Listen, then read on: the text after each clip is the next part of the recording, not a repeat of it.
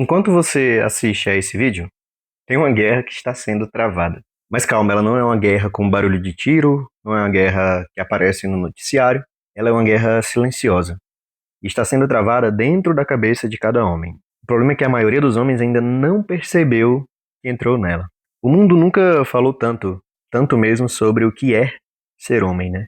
Você vê por todos os cantos, em todos os lugares, nunca se ouve tanto conteúdo, tanta teoria, tanto debate. É podcast sobre masculinidade, é uma série da Netflix que fala também sobre o tema. É um acadêmico com alguma tese sobre masculinidade ou um influenciador com algum curso, né, sobre esse assunto.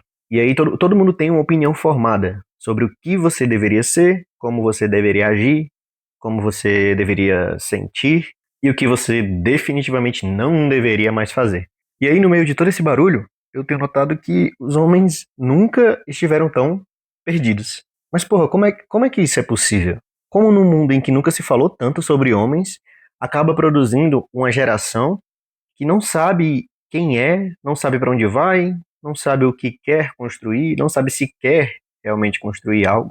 E aí essa é a pergunta que eu queria responder hoje, né? Eu queria conversar aqui hoje nesse vídeo. Não porque eu quero ficar aqui reclamando do mundo, afinal isso não dá em nada, mas porque entender isso e pensar um pouco, né, sobre o tema, é o que separa o homem que fica paralisado dentro do ruído do homem que em silêncio acaba construindo ou já está tentando construir algo. E se você chegou até aqui, eu imagino que você pertence ao segundo grupo, ou que pelo menos está decidindo se pertence. Então vamos lá, antes de começar, deixa eu te dar um número aqui, né, antes de qualquer coisa. Nas minhas pesquisas aqui, eu encontrei um dado de que de 2013 a mais ou menos 2023, o Brasil registrou mais de 144 mil mortes por, por automorte, vamos dizer assim. 144 mil. Esse número já é bem alarmante, né, claro, mas o que eu queria apresentar para você é que dentro desse número, quase 8 em cada 10 dessas mortes foram de homens. Ou seja, quase 80% foram mortes de pessoas do nosso gênero. E outra informação importante também é que o grupo mais afetado são homens adultos, né, entre 20 e 49 anos. E aí eu vou repetir esse ponto aqui porque ele precisa ser dito com calma. São homens adultos, em plena vida produtiva. Homens que deveriam ou poderiam estar construindo uma família, carreira, né, o seu legado, se assim o quisessem. Mas esse é o grupo que mais está caindo. E aí uma parte interessante de se destacar também é que esses são, no geral, exatamente os homens que acabam consumindo mais conteúdo sobre masculinidade. São os homens que mais ouvem sobre crise de masculinidade, sobre como ser um homem melhor, sobre os erros da geração anterior. E aí, diante disso, a gente pensa que se o remédio fosse simplesmente o debate, era para os números estarem caindo. Mas não é isso que a gente vê. Eles estão subindo e continuam subindo, segundo projeções do próprio Ministério da Saúde, né? Até pelo menos 2028, eles projetam uma crescente. Então, o problema não é falta de conversa, não é falta de conteúdo. O problema, ao meu ver, é que a conversa talvez esteja errada. E para a gente entender o porquê que essa conversa está errada, vamos tentar entender primeiro como a gente chegou até aqui. Eu vou começar dizendo algo que a maioria das pessoas que discute esse assunto talvez não tenham, sei lá, não sei se tem coragem de dizer isso. Na verdade, talvez falem bastante. A crítica à masculinidade, ela não nasceu do nada. Ela não brotou assim, tipo, de um dia para o outro. Ela nasceu de uma dor real. A gente precisa ser sincero quanto a isso. Vamos lá, sejamos francos, né? Por um bom tempo, os homens sim abusaram. Abusaram de mulheres, de filhos, de pessoas mais fracas. Eles dominaram pelo medo durante muito tempo, né?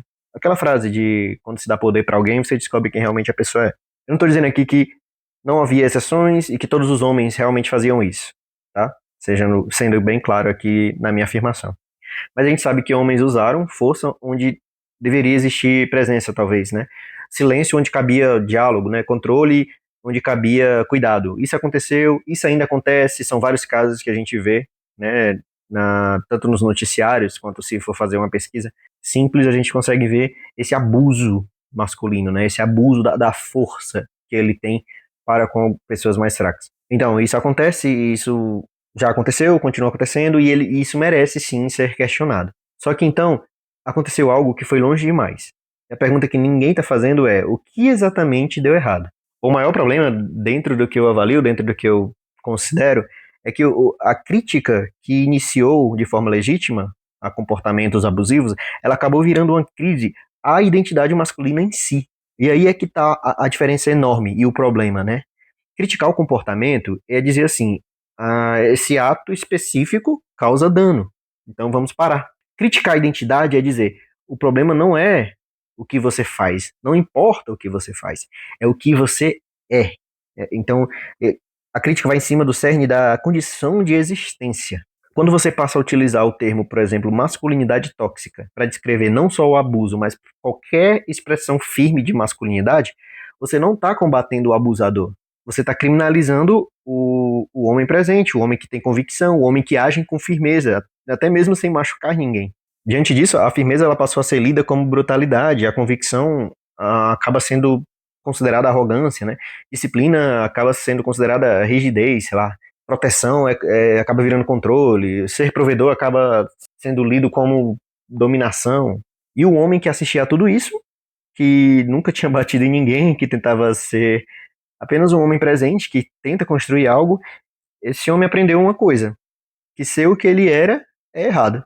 Nas minhas pesquisas eu identifiquei também que a própria USP, né, a Universidade de São Paulo, ela apontou que o campo da antropologia questiona o termo masculinidade tóxica, por ser avaliativo demais, nas palavras deles. Ele pressupõe que qualquer expressão masculina é suspeita, até que se prove o contrário. Tem um estudo também publicado na Nature, uma revista aí, né, especializada. Foi até mais direto, né? A masculinidade em si não é um aspecto problemático. O problema são os comportamentos específicos. O abuso, ele é um desvio, ele não é uma característica que vem necessariamente embutida no fato de ser homem. Só que aí o dano já estava feito, né? Uma geração inteira de homens cresceu com a sensação de que precisava pedir desculpa pela própria existência, que precisava se justificar antes de agir, ou que esperava, sei lá, esperar o consenso externo, do ambiente externo, para saber se está autorizado a ser quem ele é. E um homem que vive pedindo permissão para existir não constrói nada e não é ninguém. Então, para se entender, a confusão ela não caiu do céu, realmente não foi do dia para a noite. Ela foi instalada, peça por peça, ao longo de um tempo, e o resultado mais visível dessa confusão não é um resultado político, é um resultado humano. Porque quando o homem, cara, não sabe quem é, ele não some só da própria vida, ele não some da sua própria existência, ele some de todas as vidas que dependiam da existência dele. E aí é que os números ficam um pouco mais complicados. O Brasil tem mais ou menos 11 milhões de mães solo, as famosas mães solteiras, né? São 11 milhões de mulheres criando filhos sem a presença ativa de um pai. Todo ano também mais de 100 mil crianças nascem e são registradas sem o nome do pai na certidão. Esses números não são necessariamente só estatística social, né? Eles representam também crianças, e aí aqui vai o meu maior ponto de crítica. Eles representam crianças que vão crescer sem ver como um homem enfrenta o mundo. Sem ver como é que um homem reage quando está com raiva e escolhe não explodir. Sem ver como um homem fica quando as coisas ficam difíceis, e as coisas vão ficar difíceis. Só que agora ele vai se encontrar numa situação de dificuldade, de problemas, sem um referencial. Então ele vai crescer sem ter a oportunidade de ver o que é autocontrole na prática, o que é firmeza, o que é presença. Estudos sobre a ausência paterna mostram que a presença de um referencial masculino ativo está diretamente ligada ao desenvolvimento de ótimas características como autocontrole, capacidade de enfrentar desafios, resistência a vícios. Não porque o pai seja superior a ninguém, mas é porque tem algo que só se aprende vendo outro homem fazer. E agora vamos pensar no que isso significa quando a gente projeta e aumenta a escala, né? Quando se tem 11 milhões de lares que não existe, que não tem um homem presente, a gente não está falando de uma tragédia individual de cada lar. A gente está falando de uma lacuna que vai se repetir na próxima geração. E se ela não corrigir, na próxima, e assim por diante. Porque o filho que cresceu sem referência vai ter dificuldade de ser referência. E aí o ciclo fica se retroalimentando eternamente. E o pior é que tem muitos casos, é claro que há vários casos de que o cara não presta mesmo. Mas tem muitos desses pais que eles sumiram, não necessariamente por maldade, né? Eles sumiram porque também não sabiam ficar, não sabiam ser presentes. Porque também foram ensinados que ser homem era errado. Também cresceram sem ver o que é um homem que fica. A confusão que foi instalada na geração deles acabou se perpetuando. Em resumo, um homem sem identidade, ele não some só da própria vida, ele some da cadeia inteira de quem precisava da existência dele. Esse é o custo real da confusão que foi instalada. não é algo somente teórico, não é abstrato. É a criança que vai crescer fazendo as mesmas perguntas que o pai não soube responder. E aí a pergunta que fica é: o que é diferente no homem que, mesmo que não teve um roteiro perfeito, sem validação externa, e mesmo com o mundo duvidando, ele decide construir algo mesmo assim? Eu não tenho necessariamente a resposta, mas eu posso falar como foi comigo. Eu não vou saber exatamente quando é que eu aprendi isso. Eu acho que não foi num momento específico, acredito que foi se acumulando ao longo do tempo. Mas quando eu era novo, o meu maior sonho de vida era ser jogador de futebol, né? Eu não tinha um talento excepcional, assim, estilo Neymar, obviamente. Não tinha pai jogador, não tinha patrocinador, não tinha empresário, não tinha contato, não tinha nada que facilitasse o meu caminho, né? Não tinha porra nenhuma. Mas eu tinha vontade. Eu tinha muita vontade mesmo de ser isso. Então eu lembro que eu me metia em tudo que era escolinha que aparecia. Mesmo depois, quando eu comecei a trabalhar, ali perto dos 14 anos, que eu ia pro colégio de manhã, trabalhava à tarde, à noite, depois que eu chegava, eu ia pra uma escolinha num bairro vizinho à noite, ia andando mesmo, andava pra caralho. Mas eu ia lá, tava lá treinando. Isso me movia. Eu me inscrevia em tudo que tinha vaga, né? Lembro de ter feito alguns poucos testes. Às vezes eu aparecia sem ser chamado mesmo, só pra ver se sobrava espaço. Aí quando eu podia eu ia de ônibus, treinava, voltava de ônibus, quando não dava certo era a pé mesmo. E aí nesse período eu lembro que eu ouvia de tudo, né? Que aquilo era difícil, que a concorrência era brutal, que você tinha que ter empresário, tinha que ter quem indicasse, que a maioria tentava e não chegava a lugar nenhum, que tinha que pensar melhor antes de investir tempo nisso e tal, que um em 1 milhão só que consegue, por aí vai. E esse ruído, digamos assim, ele impactava pessoas no meu redor, né? Pessoas importantes. Impactava em casa. Às vezes vinha de dentro de casa, né? Esses comentários. Tinha muita pressão, né, para que eu fosse mais realista, mais pragmático, ou mais alinhado com o que o mundo esperava. E sabe o que é que eu fazia? Eu continuava tentando.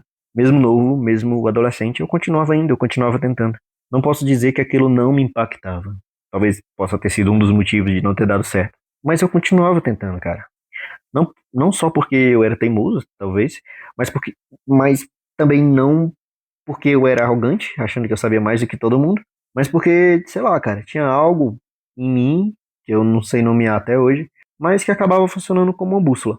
Era algo que dizia assim, só vai, porque não ir não tem graça. Vai até onde não der mais, até onde você não puder mais. Só para quando você decidir parar, não quando os outros acharem que você deveria parar. Porque os outros não têm a minha identidade, não estavam na minha realidade. Então, para eles, de fato, não fazia sentido aquilo.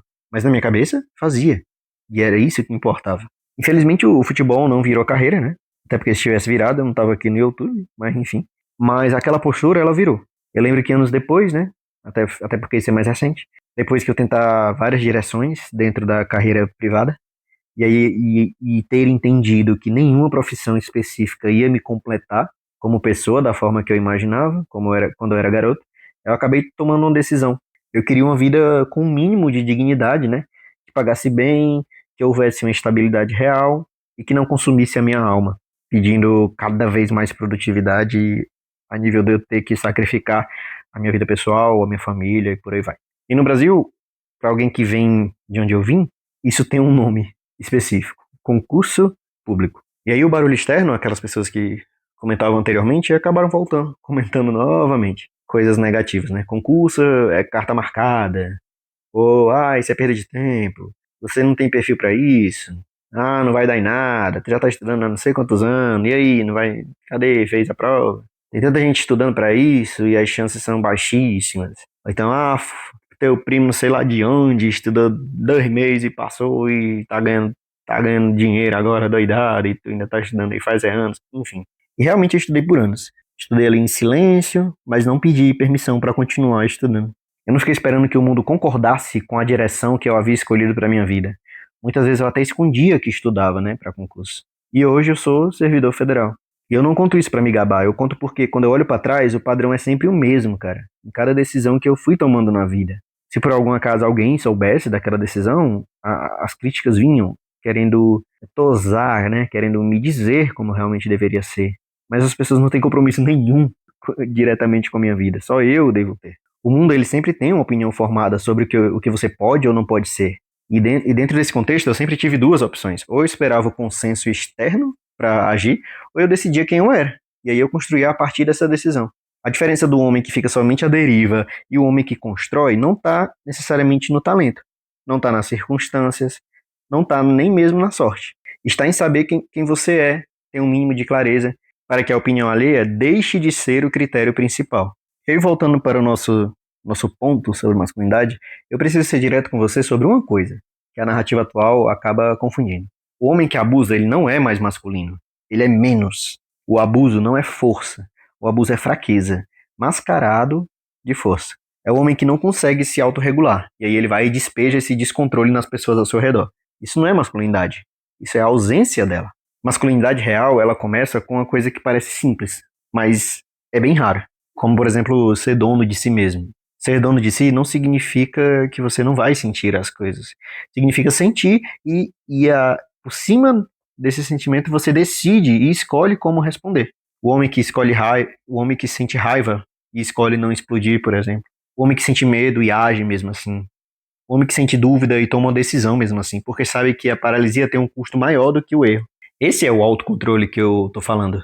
Não é aquele papo de coach. É realmente um ato no qual você passa a existir como um ser humano, como um indivíduo. Então é desse autocontrole que eu falo, não da rigidez de quem reprime tudo, a soberania de quem processa tudo e ainda assim escolhe. Em resumo, galera, masculinidade real é presença. O homem que chega no ambiente, as coisas ficam mais estáveis, não mais bagunçadas ou mais tensas. O pai que está junto mesmo quando é difícil estar. O homem que cumpre o que promete, não porque tem alguém cobrando, mas porque seu nome significa alguma coisa nessa vida. Então, masculinidade real é construção. É o homem que deixa algo depois que ele passa, depois que ele morre, aquele algo continua. Na família, no trabalho, nas pessoas ao redor. Não necessariamente algo grandioso, tirem isso da cabeça, mas algo real. Um filho que aprendeu a se responsabilizar, por exemplo, ou então um compromisso que foi honrado, mesmo quando não tinha ninguém olhando. Uma escolha difícil que foi tomada sem esperar nenhum tipo de aplauso. Para entender melhor, pensa num pai presente. Não um pai perfeito, não um pai que nunca erra. Isso não existe. Mas no pai presente. Aquele que aparece, aquele que fica quando é difícil ficar, que mostra ao filho que como um homem enfrenta o que é pesado, sem se destruir no processo e sem destruir quem está ao seu redor. Esse homem ele não precisa de aplauso, cara. Ele simplesmente existe e faz as coisas dele em silêncio. Ele não precisa de validação. Ele age porque ele sabe quem ele é. E mesmo que não soubesse, ele continua se construindo nas suas atitudes do dia a dia. Porque a gente se constrói nas atitudes, não nas nossas falas ou nos nossos debates. E aí, sabe o que é curioso? Esse tipo de homem presente, firme, construtor, que se autorregula, ele é exatamente o tipo de homem que os dados mostram estar desaparecendo. É exatamente o tipo de homem que o debate atual mais dificulta de aparecer. Porque qualquer expressão de firmeza dele é lida como uma ameaça, antes mesmo de ser avaliada, né? Qualquer instinto de proteção é de cara já questionada. Qualquer convicção sem um pedido de desculpa é visto como arrogância. E aí, muitos homens que acabam ouvindo isso a vida inteira começam a acreditar, começam a se dobrar, começam a baixar a cabeça, começam a pedir permissão e param de se construir. Um homem que não sabe quem é, ele acaba consumindo mais, ele reage mais, ele precisa de mais aprovação externa. Já um homem que sabe o que é, ou tem a mínima noção disso, ele constrói, ele segue. O homem que constrói, ele não pede permissão pra ninguém, ele só existe ponto final, caralho. E aí a gente chega na questão central do vídeo, a questão que pra mim é a única que importa. Enquanto o debate continua, o que é que você vai fazer com o tempo que você tem?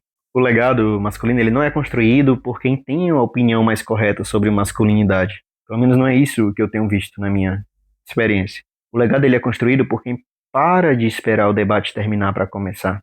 Porque enquanto alguns discutem o que é ser homem, alguns estão simplesmente sendo homens. Estão acordando cedo, sem precisar que ninguém aplauda. Estão cumprindo o que prometeram, mesmo quando é inconveniente cumprir. Eles estão presentes quando precisam estar, não quando é fácil. Esse tipo de homem está construindo de forma silenciosa. O tipo de homem que os filhos vão lembrar e também vão ser. Eles não pedem autorização, não esperam consenso, eles não precisam que o algoritmo, ou um acadêmico, ou a porra de um influenciador aprovem a direção que eles escolheram. Esse homem, ele simplesmente existe. Pode ser que ele não apareça muito nas redes sociais, porque ele está ocupado demais construindo. Ele não faz trabalho porque ele aprendeu que barulho e resultado raramente coexistem. Ele não precisa de que mais ninguém saiba que ele é, porque ele mesmo já sabe. E aí talvez esse homem seja você, talvez seja o homem que você ainda está no processo de se tornar. De qualquer forma, a decisão não está no debate, não está na conversa, está em você.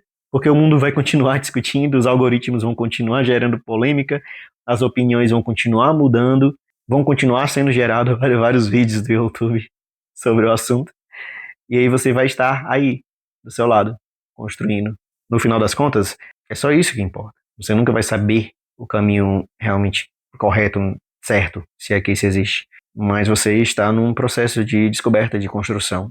E isso é o que importa. Siga seu fluxo, entenda o que realmente faz, o que realmente é importante, né, para você. E só vai, cara. Só vai. Fecha um pouco a cabeça aí pro mundo e para esses debates em futuro. Eu vou ficando por aqui. Grande abraço e até o próximo vídeo.